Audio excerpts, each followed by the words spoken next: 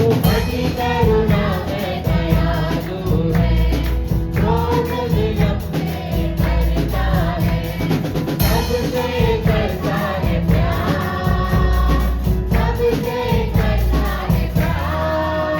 जय जयकार, जय जयकार, जय जयकार, यीशु तेरी जय जयकार। जय जयकार, जय जयकार, जय जयकार, यीशु तेरी जय जयकार।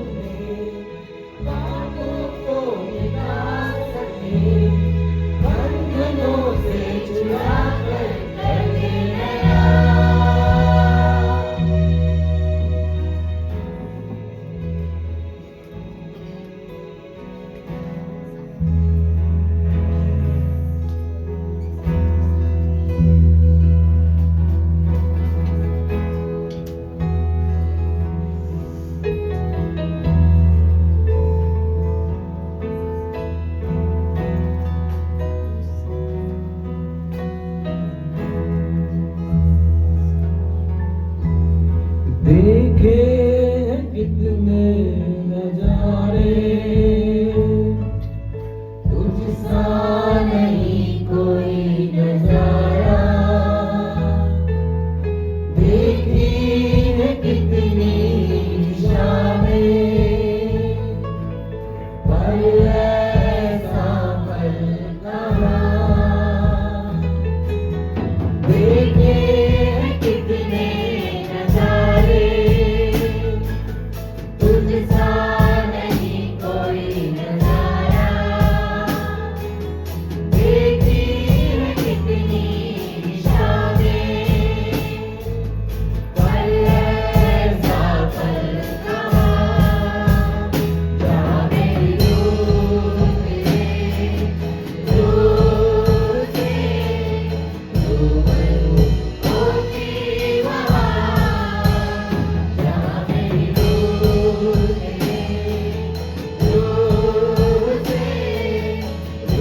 रूबरू होती वहाँ, है यीशुआ,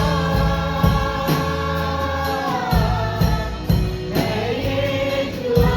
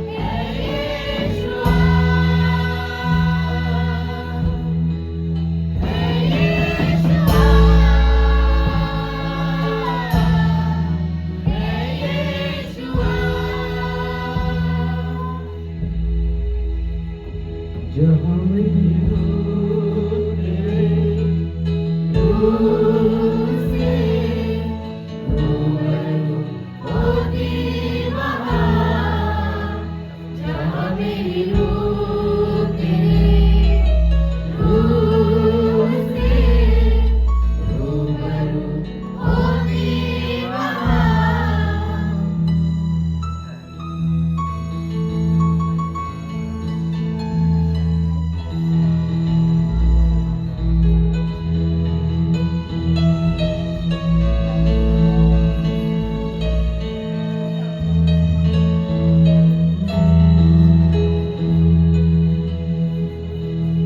वापस जाऊं अगन में दिन के ठंडे पहर में तेरे चेहरे को निहारूं तुझसे बातें करूं आइए मैं से कोई प्रार्थना करें हालेलुया हालेलुया धन्यवाद धन्यवाद धन्यवाद स्वर्गीय पिता यीशु आपकी महिमा करते हैं परमेश्वर पिता। हाँ परमेश्वर पिता हम वापस जाना चाहते हैं प्रभु यीशु पिता उस अदन की वाटिका में वापस जाना चाहते हैं परमेश्वर पिता यीशु। हाँ प्रभु यीशु पिता उस ठंडे समय में प्रभु जब आप हमसे मिलने आते थे प्रभु आदम और हवा से परमेश्वर पिता यीशु। हाँ परमेश्वर पिता हम उस समय में वापस जाना चाहते हैं परमेश्वर पिता क्योंकि परमेश्वर पिता आपने मनुष्य को बनाया प्रभु तो उसको संगति करने के लिए बनाया प्रभु आपके साथ में पिता। पिता मैं आपका धन्यवाद देती हूँ परमेश्वर पिता।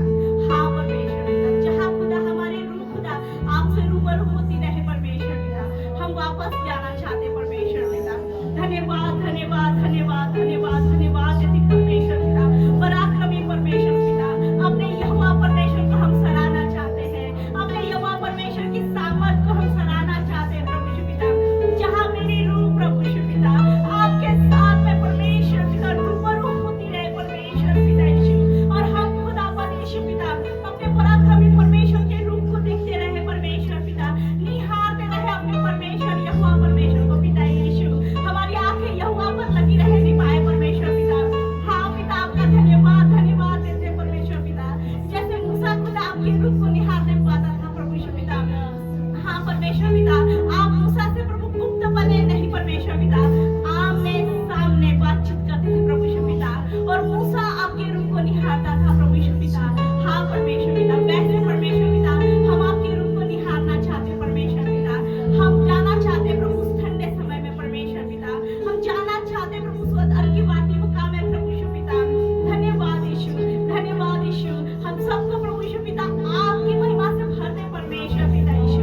हाँ पिता हम धन्यवाद देते हैं हम कहना चाहते हैं प्रभु यीशु पिता हम वो देखना चाहते हैं प्रभु फिर से एक बार वो लम्हा परमेश्वर पिता जहाँ पावन पावन कहे प्रभु यीशु पिता पवित्र पवित्र पवित्र कहने पाए प्रभु लोग परमेश्वर पिता और हम भी परमेश्वर पिता आपको पवित्र पवित्र कहते हैं परमेश्वर पिता आपके नाम को ऊंचा उठाते हैं परमेश्वर पिता यीशु। हम सुनना चाहते हैं प्रभु आपकी आवाज को प्रभु यीशु पिता आपकी वह धीमी आवाज को परमेश्वर पिता यीशु हम सुनना चाहते हैं परमेश्वर पिता। हमारे कानों को खुदा आपकी आवाज सुनने के लिए तत्पर कर परमेश्वर पिता। हाँ परमेश्वर पिता मैं विश्वास करती हूँ परमेश्वर पिता हम आपके दिल से लगकर रहना चाहते हैं प्रभु यीशु पिता हम आपसे दूर नहीं होना चाहते परमेश्वर पिता यीशु।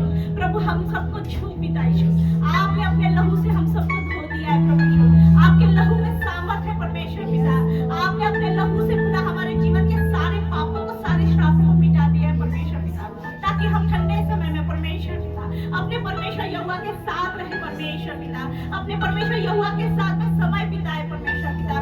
कितना अद्भुत नजारा है परमेश्वर पिता ये पिता कि हमारी रूह परमेश्वर से मिल गई है परमेश्वर पिता यीशु और यहोवा का तेज हम सब पर उदय हुआ है परमेश्वर पिता। हाँ परमेश्वर पिता हाँ धन्यवाद देते परमेश्वर पिता यहोवा परमेश्वर का तेज हम सब पर उदय हुआ है। हाँ प्रभु हमारे मुख पर यहोवा का तेज उदय हुआ है। हाँ प्रभु हे फाटक ऊंचे हो जाओ हे सनातन के द्वार तुम भी खुल जाओ क्योंकि प्रतापी राजा प्रवेश कर चुका है।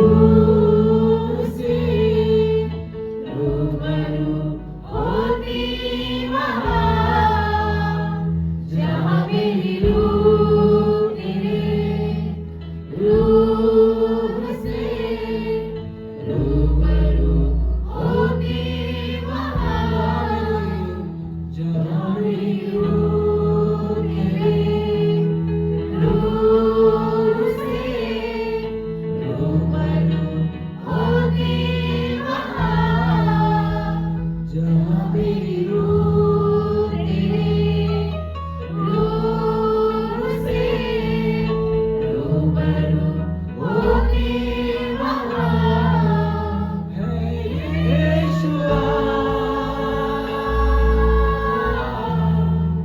है यीशुआ है यीशुआ है यीशुआ। धन्यवाद करते प्रभु जी। प्रभु जी हमारी ये रात में भले टूटी फूटी हो प्रभु जी,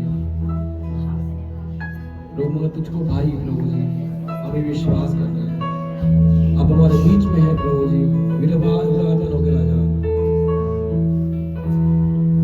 हे फाटकों को ऊंचा चिल्लाओ क्योंकि प्रतापी राजा प्रवेश कर रहा है। वो प्रतापी राजा यीशु मसीह है। प्रभु धन्यवाद करते राजा, इस समय को तेरे हाथ में सौंपते हैं प्रभु जी। प्रभु जी आप चलाए पिताइश राजा, प्रभु हम सबको संभाले राजा। हम विश्वास करते राजा कि आपने एक ही जन से बोला और बातचीत किया। धन्यवाद, सारा महिमा आपको देते हैं। प्रार्थना प्रभु यीशु मसीह नाम से मांगते हैं, आमीन आमीन। Hallelujah hallelujah. तो अब मैं वचन के लिए पास्टर जी को बुलाना चाहूंगी, वो भी जोरदार तालियों के साथ। प्रभु की महिमा हो। इतना बच्चे ने बोला फिर भी लोगों ने सुना नहीं। जो पीछे बैठे हैं आगे आ जाओ, अब तो आना ही पड़ेगा। चलिए चलिए, प्रथम भाई साहब, पीछे वाले भाई साहब जल्दी जल्दी।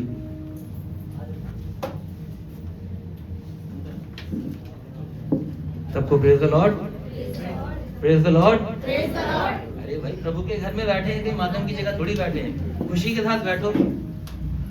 कैसे बैठो? खुशी के साथ।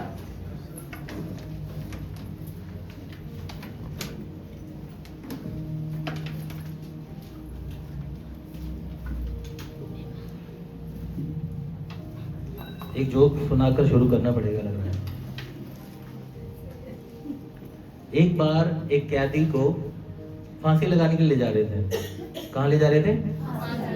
अरे अब तो ठीक से बोलो, आपको नहीं लग रही है, उसको लग रही है। तो उसके साथ दो सिपाही भी जा रहे थे। एक कैदी जिसको फांसी लगनी है, उसको फांसी वाली जगह पर ले जाने के लिए साथ में कौन है? दो सिपाही। तो वो कैदी बोला, कह रहा मेरी अंतिम यात्रा है, कम से कम अच्छे रास्ते से तो लेकर जाओ मुझे। कहाँ लेकर जाओ? बोले इतने गंदे रास्ते से ले जा रहे हो, मेरी अंतिम यात्रा है, कम से कम अच्छे रास्ते से ले जाओ मुझे। तो सिपाही बोले तुझे तो सिर्फ जाना है, हमें तो वापस भी आना है।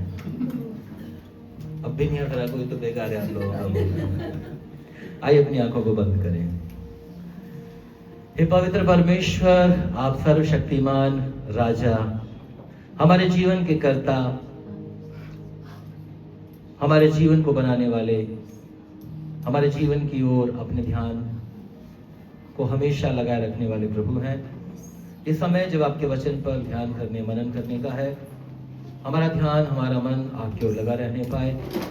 हम एक ऐसी भूमि बने प्रभु जिसमें जब वचन का बीज गिरता है प्रभु, वो उसे जज्ब करने पाए, सूख लेने पाए, और परमेश्वर एक फलवंत रूप से, प्रभावशाली तौर से दिखाई देने पाए। मसीह यीशु के नाम में मांगते हैं, आमीन आमीन आमीन। एक वचन हम पढ़ेंगे, मरकुस रचित सुसमाचार, उसका पहला अध्याय।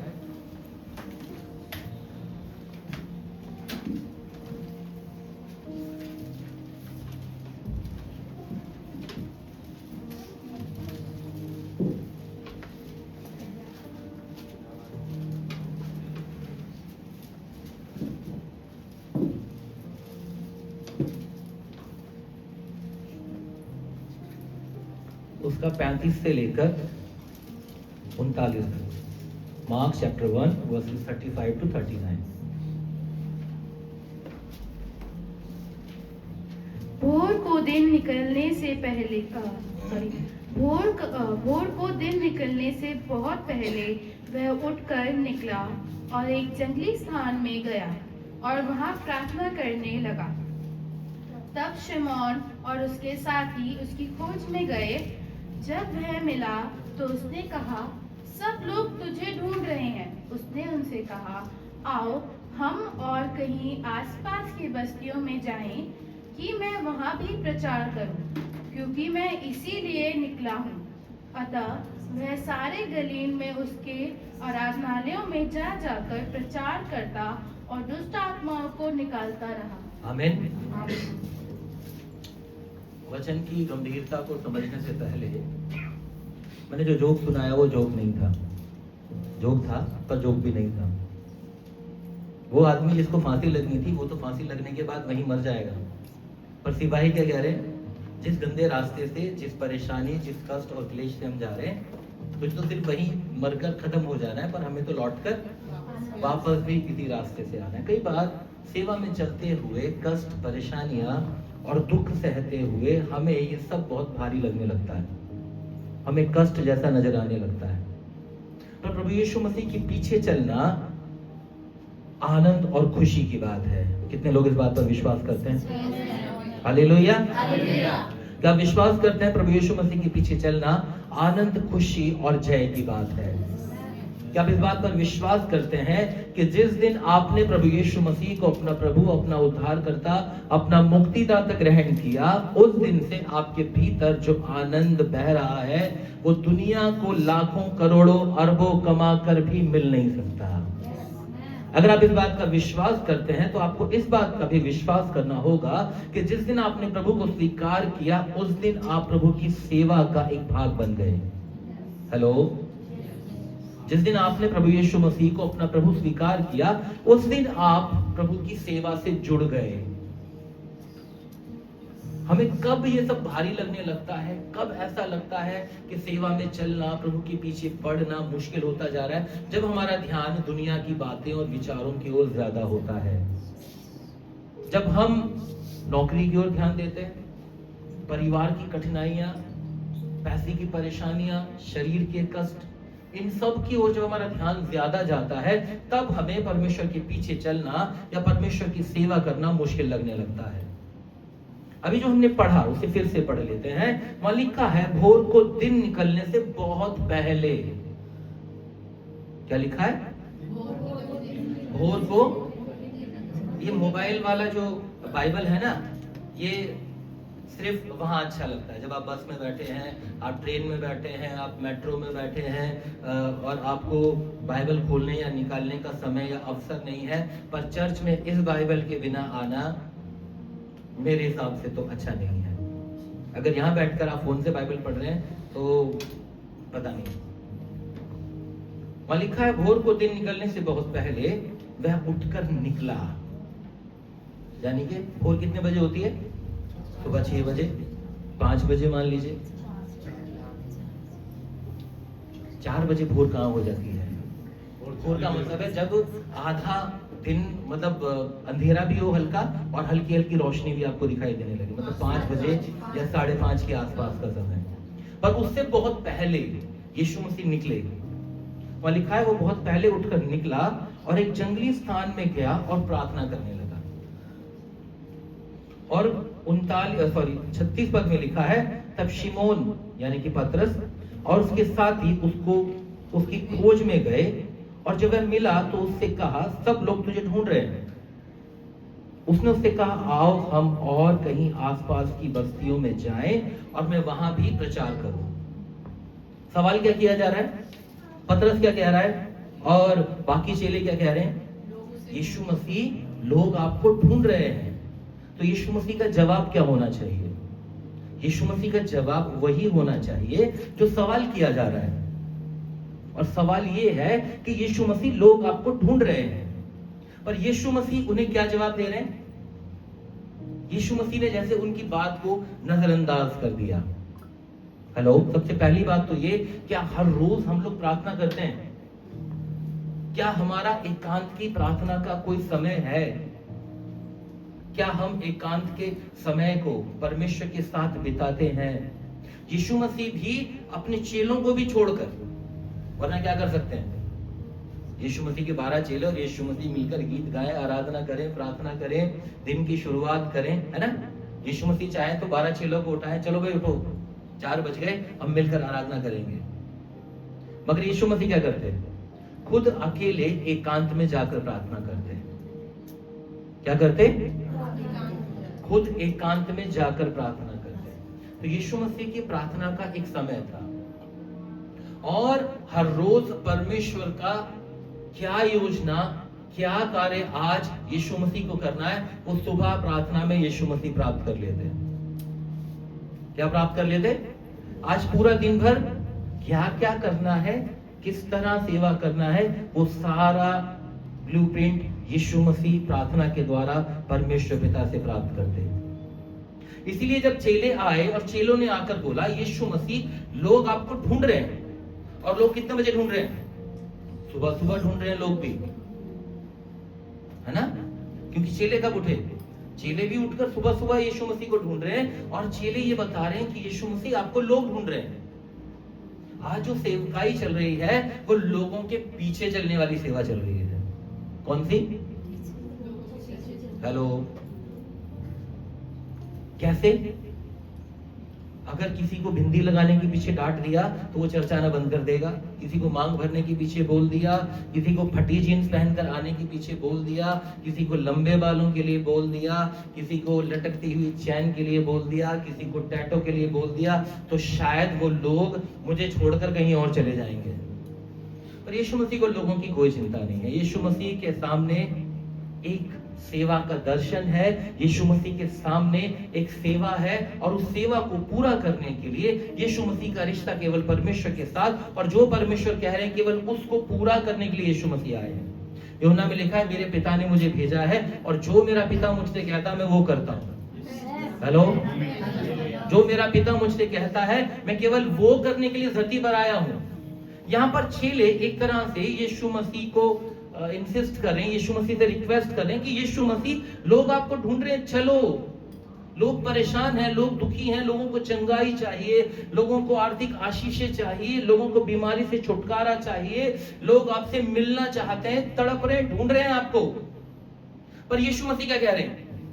वहां यीशु मसीह ने कोई जवाब नहीं दिया उस विषय में। और यीशु मसीह ने क्या कहा? 38 पद में लिखा है, उसने उनसे कहा, आओ हम और कहीं आसपास की बस्तियों में जाएं।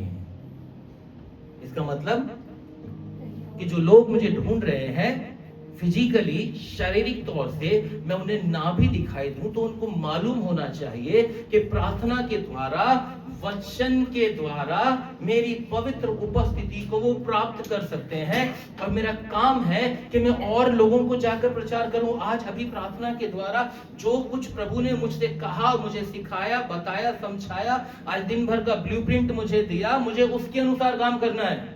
अगर मैं कल के लोगों में उलझा रह जाऊंगा तो आज जिन लोगों तक मुझे पहुंचना है, मैं उनके बीच में कैसे सेवा कर पाऊंगा? हेलो, इब्रानियों 12:1 और 2 में लिखा हुआ है, आओ हम, पढ़ लीजिए।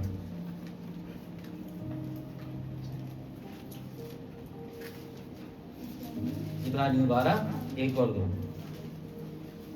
इस कारण जबकि गवाहों का ऐसा बड़ा बादल हमको घेरे हुए है, तो आओ हर एक रोकने वाली वस्तु और उलझाने वाले पाप को दूर करके वह दौड़ जिसमें हमें दौड़ना है, धीरज से दौड़े, और विश्वास के कर्ता और सिद्ध करने वाले यीशु की ओर ताकते रहें। बस बेटा, क्या लिखा है? हर एक रोकने वाली वस्तु और उलझाने वाला पाप, उसे दूर करके वह दौड़ जिसमें हमें दौड़ना है, धीरज से दौड़ें। और किसकी ओर ध्यान करना है? विश्वास के कर्ता और सिद्ध प्रभु यीशु मसीह की ओर ताकते रहना है। और यीशु किसकी ओर ताक रहे थे? पिता की ओर। हमारा काम किसकी ओर ताकना है? यीशु की ओर, है ना? तो तो बहुत सारी ऐसी चीजें दुनिया में है जो हमें उलझाने के लिए है, हमें रोकने के लिए है, लेकिन हमें किस बात में अपने आप को इंगेज करना है। वहां लिखा है 38 पद में वापस आ जाए, मरकुस पहला अध्याय 38 पद। उसने उनसे कहा, आओ हम और कहीं आसपास की बस्तियों में जाएं और मैं वहां भी प्रचार करूंगा, क्योंकि मैं इसीलिए निकला हूं। हेलो, सब मिलकर बोले, यीशु मसीह ने कहा, आओ हम आसपास की बस्तियों में जाएं और मैं वहां भी प्रचार करूं, क्योंकि मैं इसीलिए निकला हूं। यीशु मसीह किस लिए निकले?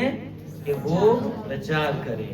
जब हम प्रचार की बात करते हैं, भरा पड़ा है, मैं वहां तक जाऊंगा नहीं, पर सबसे पहला प्रचार शब्द जहां पर आता है वो है निर्गमन की पुस्तक। सिर्फ आपके रेफरेंस के लिए पढ़वाना चाहूंगा, निर्गमन 34 अध्याय उसका 5 और 6, एक्सोडस चैप्टर 34 वर्स 5 एंड 6।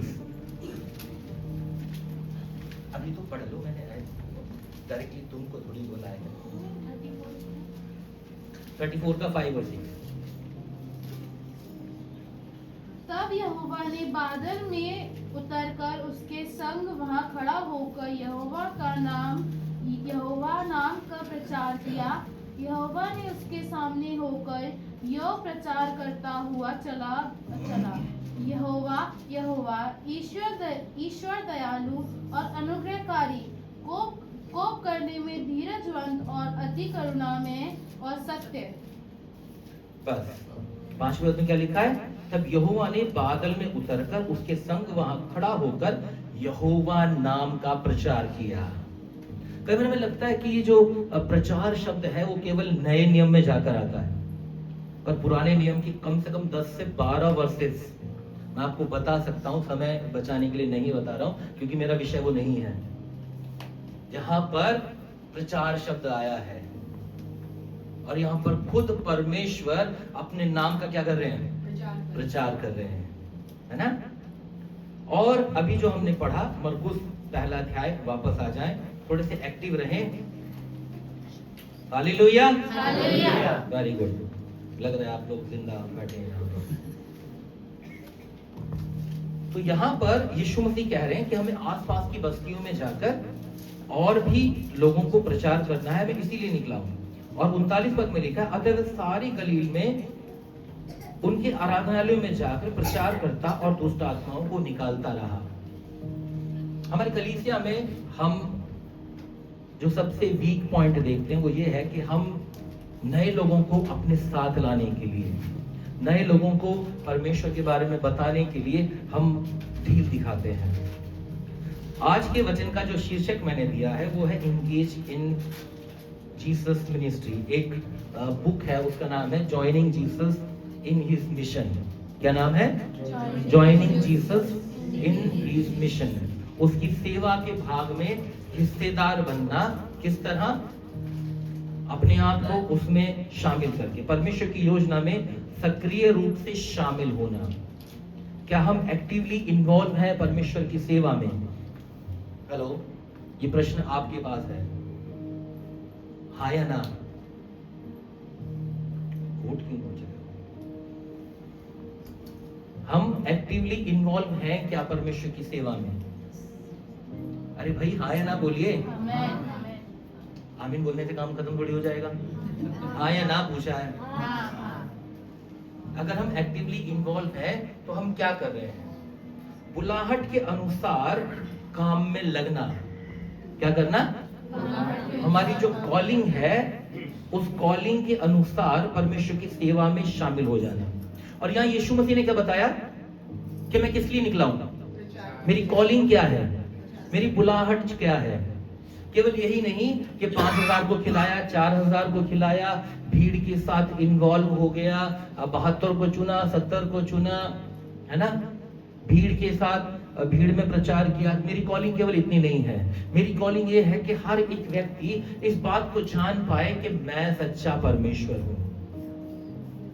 इसीलिए यीशु मसीह ने, जब चेलों ने आकर बताया भी कि भीड़ तुझे ढूंढ रही, यीशु मसीह ने क्या कहा?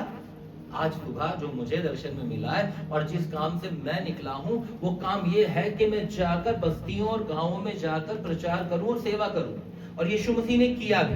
वहां लिखा है गलील और उसके आराधनालयों में जाकर प्रचार किया और दुष्ट आत्माओं को निकाला।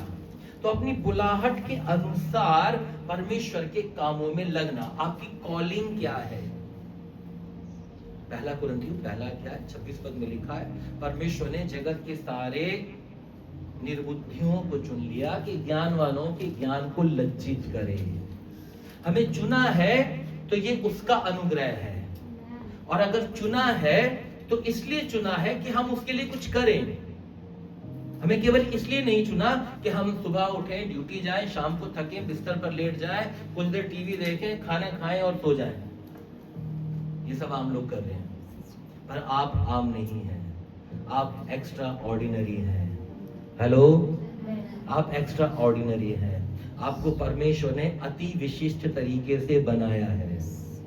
विश्वास करते हैं इस बात पर? आपको परमेश्वर ने अति विशिष्ट तरीके से बनाया और रचा है कि आप परमेश्वर के उन कामों को पूरा कर सके जिन कामों को करने के लिए परमेश्वर ने आपको इस धरती पर भेजा है। यीशु मसीह ने कहा, मुझे इसलिए भेजा है, मैं इसलिए आया हूं कि मैं प्रचार करूं, सेवा करूं, और हर एक व्यक्ति ये जान पाए कि मैं ही प्रभु हूं। परमेश्वर ने मुझे तुम्हारे उद्धारकर्ता के रूप में भेजा है। इस बात का संदेश हर व्यक्ति तक पहुंचाना मेरी जिम्मेवारी है। इसलिए यीशु मसीह ने अपने आप को किसी छोटे से भाग में फंसा नहीं लिया, उन लोगों की भीड़ में फंसा नहीं लिया, है ना। पिछले हफ्ते शायद जब यहाँ से मैं वचन की सेवा कर रहा था, 2 हफ्ते या 3 हफ्ते पहले की बात है, तो मैंने बताया था कि भीड़ की भीड़ यीशु पर घिरी पड़ती थी, पर भीड़ का एक मकसद था कि उसे चंगाई मिल जाए, उसे खाना मिल जाए, उसे रोटी मिल जाए, उसे आशीष मिल जाए। उनका यीशु मसीह से कोई लेना देना नहीं था। उनका मकसद केवल अपनी नीड्स पूरी करना था, अपनी जरूरतों की पूर्ति के लिए बस वो यीशु मसीह की उपस्थिति को चाहते थे, वो भी फिजिकल प्रेजेंस। पर यहां हम देख रहे हैं यीशु मसीह कह रहे हैं कि मेरा काम है मुझे भेजने वाले की बुलाहट को पूरा करना। हम दुनिया में देखते हैं बहुत सारे अच्छे अच्छे लोग आए, बहुत अच्छे अच्छे कामों को किया, मगर जिस तरह यीशु मसीह ने वो सब कुछ प्रैक्टिकली कर करके हमें दिखाया। पहला पत्रस में लिखा हुआ है, यीशु मसीह दुख सहकर हमारे लिए उन पद चिन्हों को छोड़ गए हैं जिन पर चलकर हमें परमेश्वर की सेवा को पूरा करना है। हमें अलग से कुछ नहीं करना। जो यीशु ने कहा, जो यीशु ने किया, जो यीशु ने सिखाया, हमें बस उसको फॉलो करना है। पर जब हम उलझ जाते हैं तो हम अपने उस मकसद से पीछे हट जाते हैं, दूर हो जाते हैं। यहाँ भी लिखा है बुलाहट के अनुसार काम को पूरा करना। और वो कैसे होगा?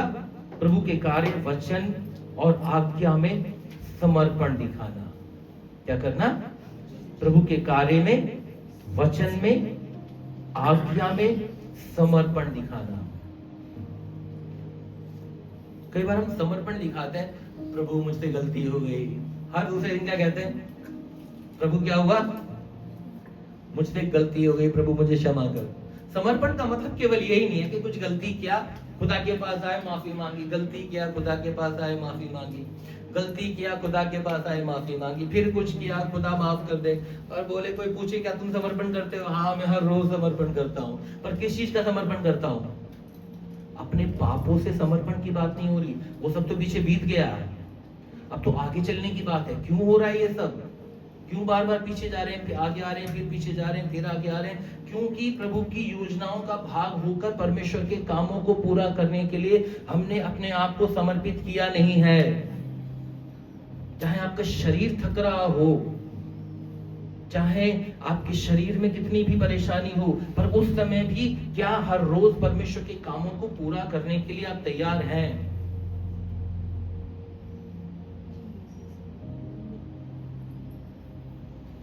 मत्ती 28, 19 और 20 हम सब जानते हैं। यीशु मसीह ने कहा, तुम जाओ सारे जगत में मेरे नाम का प्रचार करो और उन्हें पिता, पुत्र और पवित्र आत्मा के नाम से क्या दो? बपतिस्मा दो, और देखो जगत के अंत तक मैं सदैव तुम्हारे साथ हूं। पढ़ देते हैं मत्ती 28, 19 और 20। इसलिए तुम जाओ, सब जाति के लोगों को चेला बनाओ और उन्हें पिता और पुत्र और पवित्र आत्मा के नाम से बपतिस्मा दो और उन्हें सब बातें जो मैंने तुम्हें आज्ञा दी हैं मानना सिखाओ, और देखो मैं जगत के अंत तक सदैव तुम्हारे संग हूं। मैं हमेशा किसके साथ हूं? तुम्हारे साथ हूं। ये है सक्रिय, एक्टिवली परमेश्वर की सेवा में इंगेज होना। पर जब हम सुसमाचार सुनाना या किसी को परमेश्वर के बारे में बताना या समझाना बंद कर देते हैं, तो कहीं ना कहीं शैतान को अवसर मिलता है हमारे जीवन पर आक्रमण करने के लिए। हेलो, आप हैं यहाँ पर? जब तक आप किसी के साथ परमेश्वर के वचन को शेयर कर रहे हैं, तो क्या हो रहा है? आपके अंदर जो अभिषेक है वो इम्पार्ट हो रहा है, वो दूसरे तक जा रहा है, और आपकी रेंज। एक वीडियो में देख रहा था, उसका नाम मुझे इस समय याद नहीं आ रहा। वो अफ्रीका के एक ऐसे व्यक्ति का वीडियो था जो इंसान को भी मारकर खा जाए, और जब प्रभु ने उसे छुआ तो एक पास्टर बन गया। क्या बन गया? और जब वो पास्टर बना तो उसने ये बताया कि जो उसकी कम्युनिटी थी, उस कम्युनिटी के लोग ये बताया करते थे कि अगर एक जॉन सेल्विस नाम से एक बहुत बड़े प्रभु के दास थे, तो उसने किस्सा ऐसा बताया, ये जो पास्टर बदल गए, पास्टर बन गए, मन परिवर्तन हुआ, वो सारी कम्युनिटी से छूट कर आए। उसने बताया कि हमारी कम्युनिटी में हमें सिखाया था कि जब कोई अभिषिक्त व्यक्ति कहीं सेवा करके जाता है, कहीं जाता है, तो 7 दिन तक उस एरिया में मत जाना, क्योंकि उसका अभिषेक उस एरिया में अब तक क्या है? एक्टिव है, बना हुआ है। तो आपके अंदर जो अभिषेक है, जब वो बहना शुरू होगा, वो तभी बहेगा जब आप दूसरों के साथ शेयर करना शुरू करेंगे। एक बर्तन भरा हो, उसके ऊपर ढक्कन लगा हो, उसमें से एक बूंद भी ना छलके, तो पता कैसे चलेगा उसके अंदर है क्या? उसके अंदर ये नहीं पता चल पाएगा कि उसके अंदर है क्या। उसी तरह आप जब तक परमेश्वर की सेवा में सक्रिय रूप से शामिल ना हो जाए, तब तक परमेश्वर का काम आपके द्वारा प्रकट हो रहा है, और आपका जीवन निरंतर एक नए अभिषेक और नई सामर्थ के साथ बह रहा है। ये कैसे पता चलेगा? रोमियो 12 अध्याय और उसका 11 पद।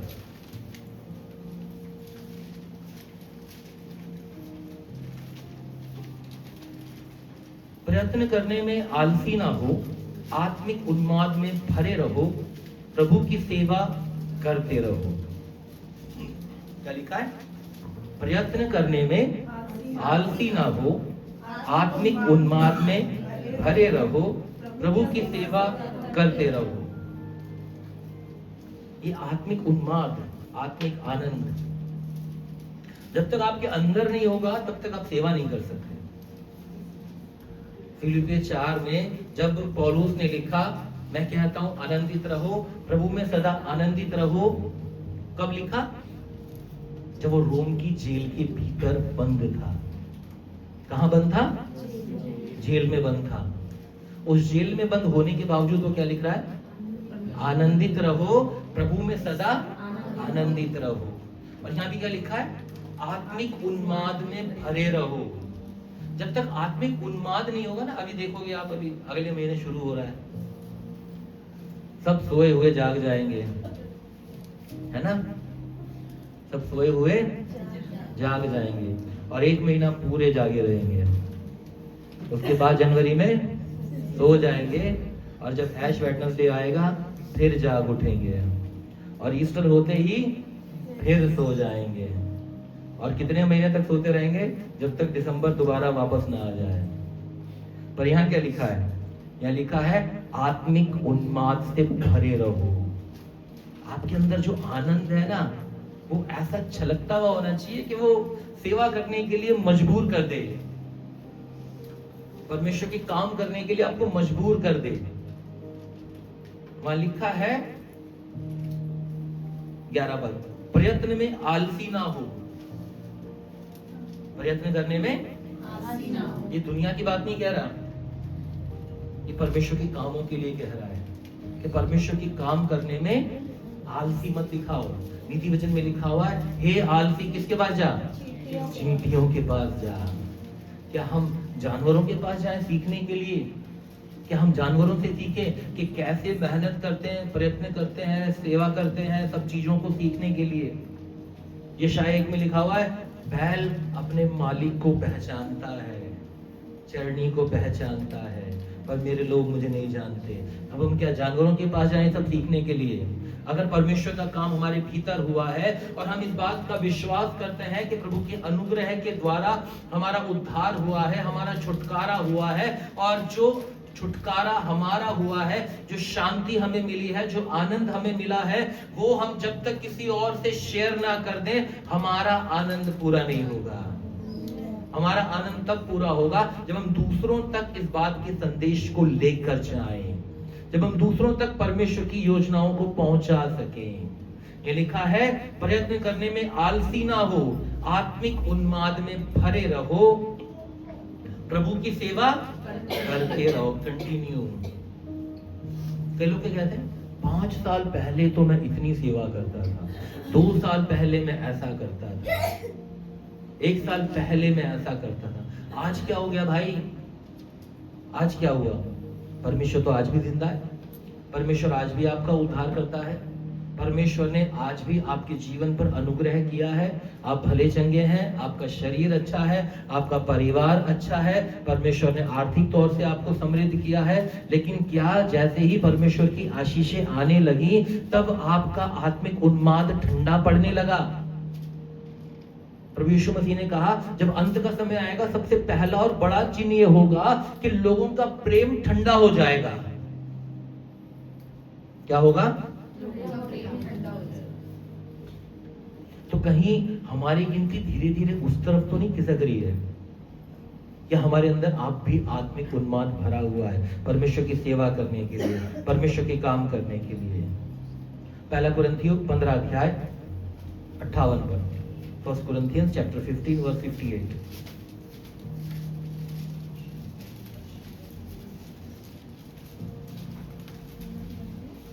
पंद्रह अध्याय 58 पर 58।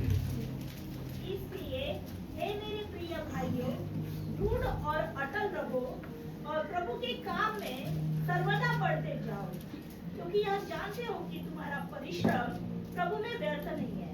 लिखा है, इसलिए भाइयों दृढ़ और अटल रहो। क्या करो?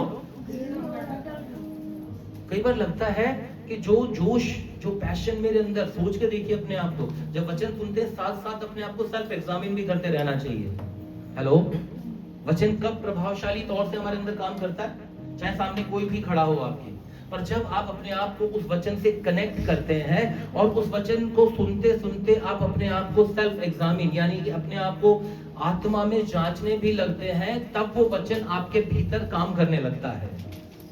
पर अगर सिर्फ आप एक अच्छे श्रोता की तरह, अच्छे सुनने वाले की तरह बस सुन रहे हैं, पर अपने आप को जांच नहीं रहे या समझ नहीं रहे, तो फिर वो वचन सिर्फ किताबी बात बनकर रह जाएगा। उसका आपके जीवन में या आपके परिवार में, आपकी आत्मिक जीवन के अंदर कोई प्रभाव डालने वाला नहीं है।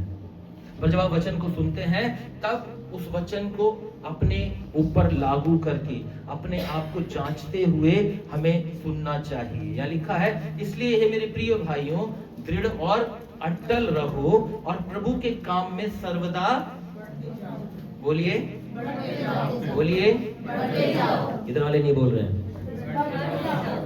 बढ़ते जाओ। तो क्या हम बढ़ रहे हैं?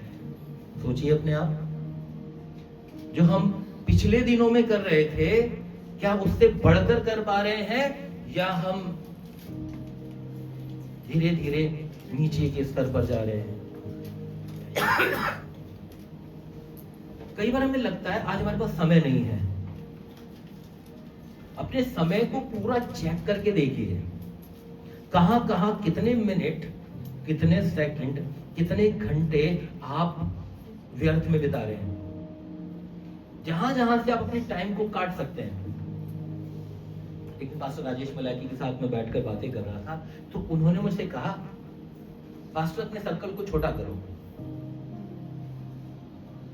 उस फोन के अंदर कम से कम 2000 से ज्यादा नंबर्स हैं, कम से कम 50 से ज्यादा ग्रुप्स हैं पास्टर्स के, उसके अंदर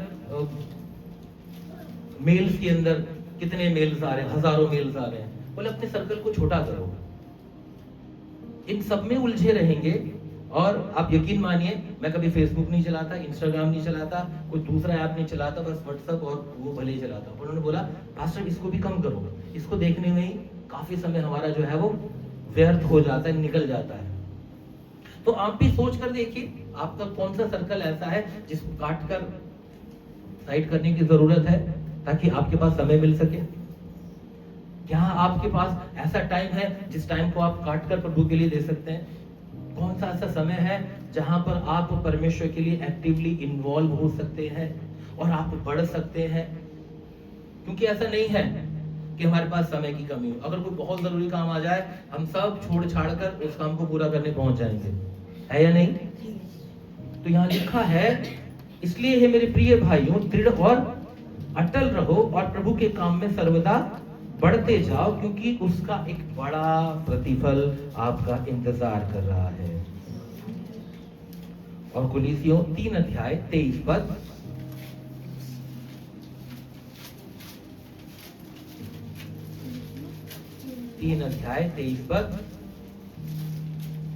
जो कुछ तुम करते हो तन मन से करो, यह समझकर कि मनुष्यों के लिए नहीं परंतु प्रभु के लिए करते हो। आमीन। मालिका, जो कुछ तुम करते हो कैसे करो? तन मन से करो। जो कुछ कर सकते हो कैसे करो? तन मन से करो। कई बार तन करता है पर मन नहीं करता। हाँ, पास्टर ने कहा तो करना तो पड़ेगा, है ना, पर मन नहीं करना। पर मन और तन दोनों चाहिए, तब उस काम में जो प्रभाव होगा वो परमेश्वर की सेवा में बड़े प्रभावशाली तौर से दिखाई देने लग जाएगा। अब एक बात पर ध्यान करते हैं और आप सबका सवाल वही होगा, जैसा हम देख रहे हैं आज के टाइम में कि हम खुलकर प्रचार नहीं कर सकते। हेलो, अगले 15 मिनट और ध्यान से सुनते रहिएगा। हम खुलकर प्रचार नहीं कर सकते, लोगों को बता नहीं सकते। अब तक हमने जो सुना, हमने ये सुना हमें परमेश्वर की सेवा करना है, प्रचार करना है, सेवा में इन्वॉल्व होना है, परमेश्वर के कामों में लगना है जिस तरह यीशु मसीह ने किया।